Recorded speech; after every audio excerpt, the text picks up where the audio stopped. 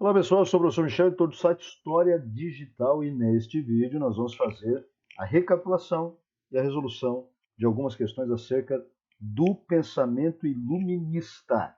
Lembrando que tivemos o primeiro vídeo com aula expositiva em apenas um slide, o conteúdo resumido em apenas um slide, com as ideias principais, as ideias centrais, e agora nós vamos fazer então a recapitulação e resolução. Essa primeira questão é a questão que eu mesmo elaborei, fundamentado nos conteúdos que eu disponibilizo no site História Digital, incluindo a apostila completa de História e a conversão dessa apostila em slides. Esse material, se você quiser adquirir, está no link de descrição e tem ajudado muitos professores de História. Tá? Então vamos lá, vamos à questão sobre o Iluminismo. Sobre o Iluminismo, há uma questão sobre o Iluminismo, começa sobre o Iluminismo, muito criativo. Julgue se as afirmativas abaixo são verdadeiras ou falsas.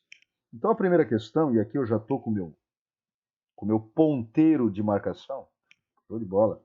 O pensamento iluminista contestava o modelo da sociedade que surgiu a partir do século XV, caracterizado pelo chamado Antigo Regime, um dos principais alvos do movimento. Tá certo. Né? Inclusive nós vimos na aula em apenas um slide, que deve ter aparecido bem no início do vídeo para vocês, inclusive, né, naquela abinha, mas também está no link de descrição para vocês assistirem. A gente viu que o Antigo Regime era fundamentado no absolutismo, né, no poder absoluto na mão do rei, e no mercantilismo. John Locke, afirmativa 2. John Locke foi um pensador inglês, criou a obra Dois Tratados sobre o Governo, na qual defendia que o homem teria alguns direitos naturais, como a vida, a liberdade e a propriedade privada. Certo, também verdadeiro. Terceira afirmativa, este movimento, aliás, o John Locke ele foi o primeiro filósofo que apareceu na nossa aula em apenas um slide. Né? Inclusive, eu fiz uma relação com um personagem da série Lost, chamado John Locke, um tetraplégico, que recupera os movimentos na ilha de Lost. Tá lá, mas eu ressaltei que não tem nenhuma relação entre o personagem e o personagem ficcional, obviamente, e o personagem histórico, que foi o filósofo britânico John Locke. Né?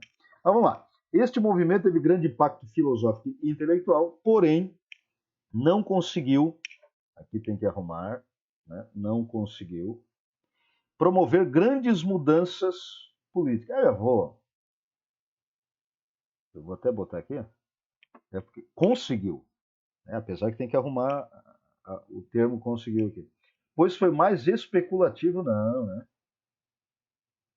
Não, ele teve um caráter transformador também, né? Inclusive com impacto político, econômico e social em muitas revoluções chamadas burguesas, que por sinal eu também tratei na aula em apenas um slide. Então é falso. Quarta afirmativa, Montesquieu foi um pensador francês, criou a obra Do Espírito das Leis, na qual defendeu que a democracia consistia no acúmulo de poder na mão de um governante sábio e justo. Não. Ele não falava no acúmulo de poder. O Montesquieu tratou, principalmente em termos iluministas, na divisão dos três poderes: poder executivo, legislativo e judiciário. Vimos isso na aula em apenas um slide. Apesar do avanço das ideias iluministas, reis e rainhas europeus estavam bem amparados pela legislação de seus países. Resolveram, assim, ignorar os filósofos iluministas? Não. A gente viu, inclusive, o contrário disso. Que muitos reis, inclusive, recebiam filósofos iluministas. Voltaire era um que transitava nas cortes europeias no século XVIII, e muitos acabaram aceitando algumas ideias iluministas, alguns reis, inclusive, e rainhas, chamados de déspotas esclarecidos. Então, verdadeiro, falso, nos leva à letra D de docinho. Muito bem. Você acertou, acompanhou comigo e já sabia qual a resposta? Parabéns, você está ficando fera em história. É o momento de você dar um curtir nesse vídeo e também se inscrever no canal. Vamos para a próxima, né? Estou parecendo o DJ falando assim, mas vamos lá. O texto abaixo de John Locke nasceu em 1632, antes da Revolução Inglesa, né? E faleceu no ano de 1704. Revela algumas características de uma determinada corrente de pensamento.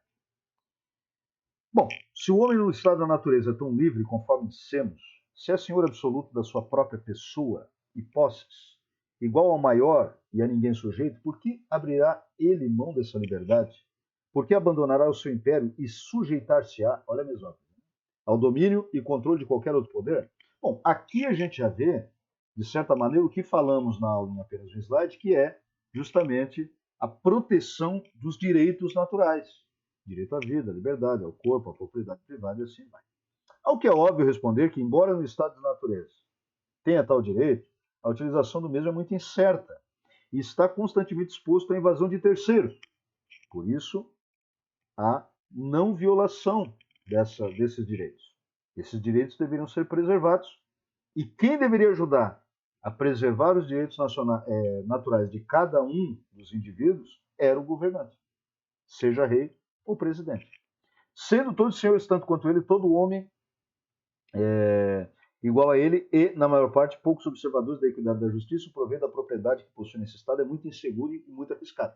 Estas circunstâncias obrigam-no a abandonar uma condição que, embora livre, está cheia de temores e perigos constantes. E não é sem razão que procura, de boa vontade, juntar-se em sociedade com outros que estão já unidos, ou pretendem unir-se para a mútua conservação da vida, olha aí, da liberdade e dos bens a que chamo de propriedade, seria a ideia de propriedade privada. Né? Do ponto de vista político, essa questão no Enem, eu até botei primeira questão aqui, gente.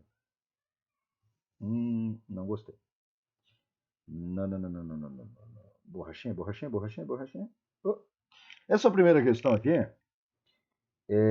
ou melhor, essa questão é dividida em duas. Errei de novo. Então, aqui é a primeira questão. Tem outra também, tá? Mas eu não botei, só botei uma. Tá? Também para não ficar muito extenso. Mas é dividido em duas. Tá? Mas vamos lá. Por isso que apareceu aqui a primeira questão. Do ponto de vista político, podemos considerar o texto como uma tentativa de justificar a existência do governo como poder oriundo da natureza? Não, não é da natureza. Os direitos são naturais, mas o governo não. O governo ele vem de um contrato social entre o governante e o governado. A origem do governo como uma propriedade do rei? Não, também não. Deveria ser, né, organizada uma situação política onde o governante garantiria, né, a manutenção e preservação desses direitos naturais. O absolutismo monárquico como uma imposição? Não. Até como filósofo iluminista, John Locke não advogava em favor do absolutismo monárquico. A origem do governo como uma proteção à vida, aos bens e aos direitos. É isso mesmo, letra D. O poder dos governantes colocando a liberdade individual acima. Não. A propriedade também era importante, apesar que dentro dos direitos naturais está a liberdade, como a gente vê nesse trechinho aqui. Tá bom, gente? Então, duas questões para a gente reforçar cognitivamente o que aprendemos sobre iluminismo naquela aula em apenas um slide no vídeo anterior, ok? Se você gostou, dê um like, dê um curtir, se inscreva no canal, compartilhe o vídeo. Até a próxima questão e até o próximo vídeo, até a próxima aula. Valeu!